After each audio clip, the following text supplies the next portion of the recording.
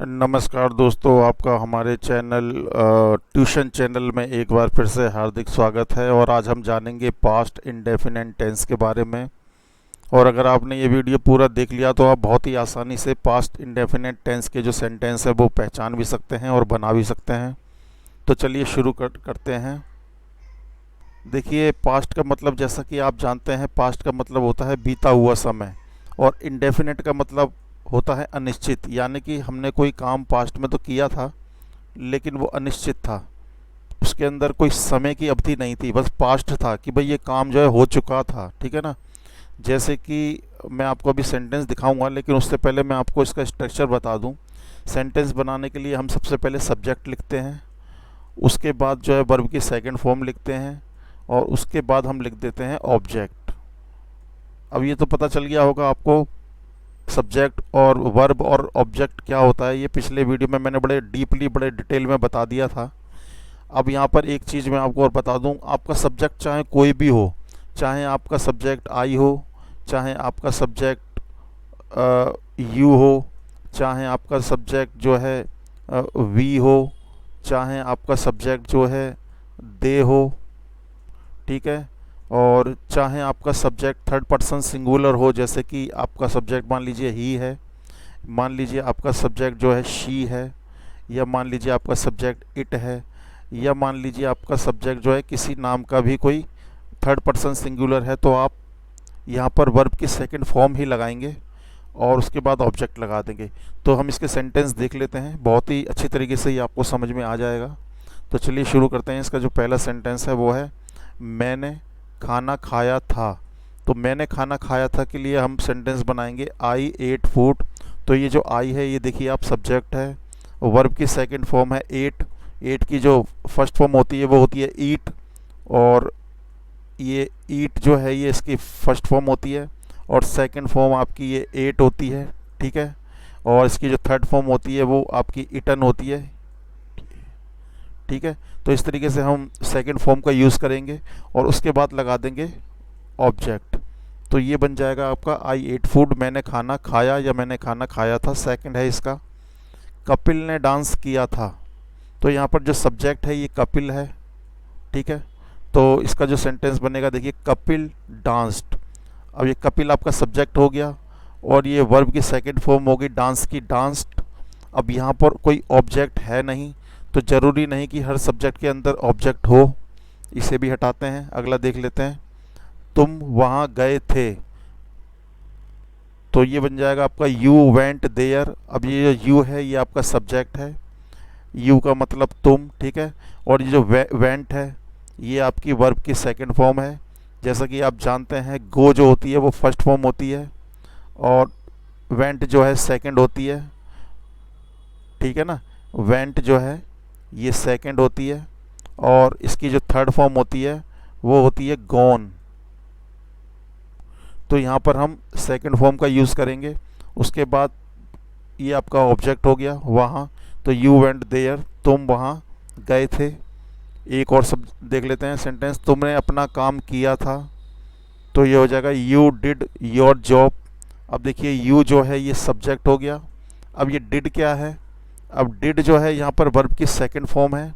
जैसा कि आप जानते हैं इसकी फर्स्ट फॉर्म होती है डू, सेकंड फॉर्म होती है आपकी डिड, और थर्ड फॉर्म होती है इसकी डन। तो इस तरीके से ये यहाँ पर सेकंड फॉर्म हो गई, और योर जॉब ये आपका ऑब्जेक्ट हो गया। तो यू डिड योर जॉब। अब एक सेंटेंस और देख लेते हैं, मैंने दिल्ली में काम किया था। तो ये आप देख रहे हैं सारे ही सेंटेंस क्या है, पास्ट के सेंटेंस हैं, यानी कि ये काम जो है सारे पास्ट में हो चुके हैं। ठीक है ना। तो इसका सेंटेंस देख लेते हैं, आई वर्कड इन दिल्ली। तो आई यहाँ पर सब्जेक्ट है, और वर्ब की सेकंड फॉर्म हो गई आपकी वर्कड, और ये हो गया आपका ऑब्जेक्ट। तो ये आपको समझ में आ गया होगा। अब देख लेते हैं इसके कुछ नेगेटिव सेंटेंस। तो देखिए जो नेगेटिव सेंटेंस होते हैं इसमें हम पहले सबसे पहले सब्जेक्ट लगाते हैं, ये इसका स्ट्रक्चर है। अब यहाँ पर आपको हेल्पिंग वर्ब की ज़रूरत पड़ेगी जो कि होती है डिड। ठीक है जी। और उस नहीं के लिए नॉट लगा देते हैं डिड के साथ ही, और वर्ब की यहाँ पर अब फर्स्ट फॉर्म लगेगी। हम जो पॉजिटिव सेंटेंस में तो वर्ब की सेकंड फॉर्म लगा रहे थे, लेकिन यहाँ पर फर्स्ट लगाएंगे, उसके बाद हम ऑब्जेक्ट लगा देंगे। अब ये जो आपका डिड लगेगा, अब ये देखिए, ये जो आपका डिड नॉट लगेगा, ये आपका सभी ऑल सब्जेक्ट के साथ लगेगा, जैसे मैंने आपको बताया था, ऑल सब्जेक्ट के साथ।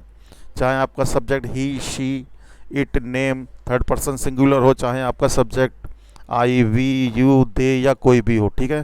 तो जल्दी से इसका भी हम देख लेते हैं। इसका जैसे पहला सेंटेंस है, मैंने खाना नहीं खाया था, तो मैंने खाना नहीं खाया था के लिए हो जाएगा आई, ये सब्जेक्ट हो गया, और ये डिड नॉट हो गया, ठीक है, और ईट ये वर्ब की फर्स्ट फॉर्म हो गई, देन ऑब्जेक्ट हो गया। ठीक इसी तरीके से एक और देख लेते हैं, कपिल ने डांस नहीं किया था, तो कपिल ने डांस नहीं किया, तो ये कपिल आपका सब्जेक्ट है, और ये डिड नॉट हो गया नहीं के लिए, और वर्ब की फर्स्ट फॉर्म डांस। अब इसमें ऑब्जेक्ट नहीं है, तो कोई बात नहीं, ठीक है। एक और देख लेते हैं, तुम वहाँ नहीं गए थे, तो तुम वहाँ नहीं गए थे के लिए हो गया आपका यू सब्जेक्ट, फिर हो गया डिड नॉट, फिर वर्ब की फर्स्ट फॉर्म, और इसके बाद हो गया ऑब्जेक्ट, ठीक है।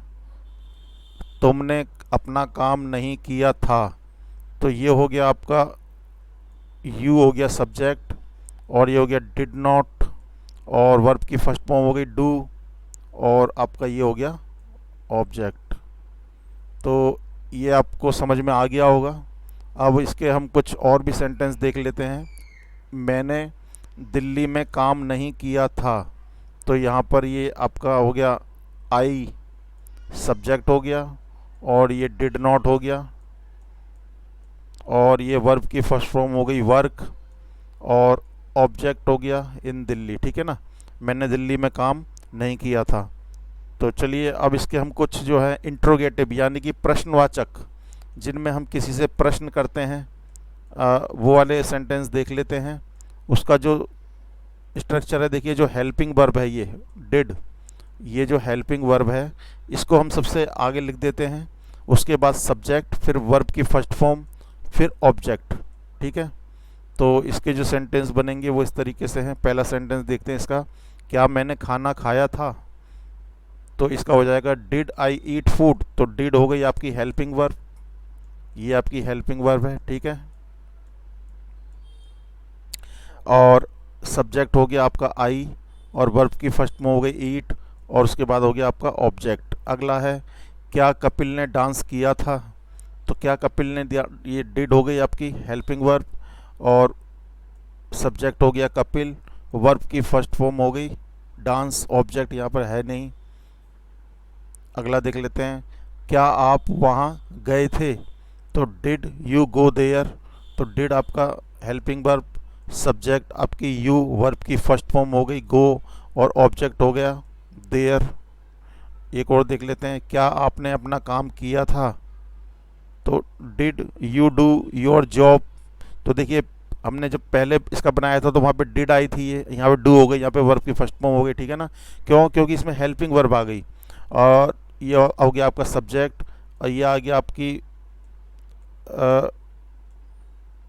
जो है वर्ब की फर्स्ट फॉर्म, और उसके बाद ये आपका पूरा हो गया ऑब्जेक्ट। तो हटा देते हैं ये। अब एक और देख लेते हैं, क्या मैंने दिल्ली में काम किया था, तो did I work in Delhi, तो डिड आपका हेल्पिंग वर्ब, आई आपका सब्जेक्ट, और वर्क आपकी फर्स्ट फॉर्म, और देन ऑब्जेक्ट।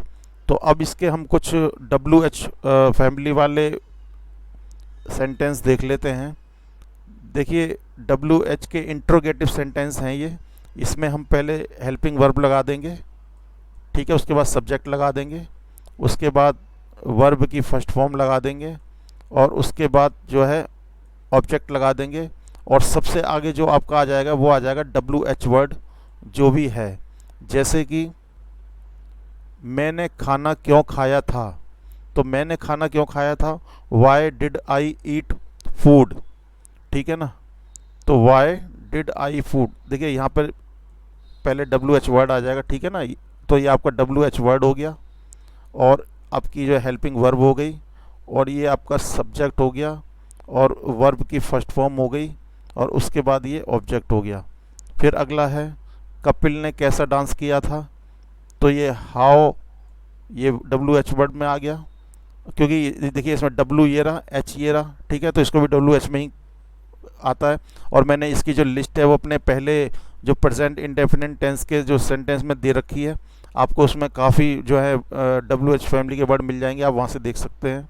अभी आपकी हेल्पिंग वर्ब हो गई, और कपिल यहाँ पर क्या हो गया, सब्जेक्ट हो गया, और डांस जो है यहाँ पे आपकी वर्ब की फर्स्ट फॉर्म हो गई। तो इस तरीके से आप इसके सेंटेंस बना सकते हैं। ये आप स्ट्रक्चर में इसको लगा लीजिएगा, यहाँ पे लिखना भूल गए, ठीक है। तो अगला सेंटेंस और देख लेते हैं, तुम वहाँ क्यों गए थे, why did you go there. तो आप देख सकते हैं डब्ल्यू एच वर्ड, उसके बाद आपका हेल्पिंग वर्ब, उसके बाद आपका सब्जेक्ट, उसके बाद आपकी वर्ब की फर्स्ट फॉर्म, उसके बाद आपका ऑब्जेक्ट। एक सेंटेंस और देख लेते हैं, तुमने अपना काम कब किया था, तो वैन का मतलब होता है कब, तो ये आपका डब्ल्यू एच वर्ड हो गया, हेल्पिंग वर्ब हो गई, और उसके बाद जो है आपका सब्जेक्ट हो गया, उसके बाद वर्ब की फर्स्ट फॉर्म, देन ऑब्जेक्ट। एक सेंटेंस और देख लेते हैं, मैंने दिल्ली में काम कब किया था, तो when did I work in Delhi. तो देखिए ये वैन हो गया, और हेल्पिंग वर्ब हो गई, डिड, सब्जेक्ट हो गया आपका यहाँ पे आई, और उसके बाद जो है वर्ग, वर्ब की फर्स्ट फॉर्म, और उसके बाद इन दिल्ली। तो मुझे उम्मीद है कि वीडियो आपको समझ आ गया होगा बहुत अच्छी तरीके से। और अगर आप इसी तरीके से डीपली ग्रामर सीखना चाहते हैं तो आप हमारे चैनल को देखते रहिए। इंग्लिश से रिलेटेड काफ़ी कंटेंट हमारे चैनल पे है। मैं अलग अलग तरीके का कंटेंट डालूंगा जिससे कि हर तरीके की आपको नॉलेज हो, स्टोरी टेलिंग की भी हो, स्टोरी बनाने की भी हो, ग्रामर की भी हो, सभी चीज़ों की हो। और वीडियो देखने के लिए आपका बहुत बहुत शुक्रिया, बहुत बहुत धन्यवाद।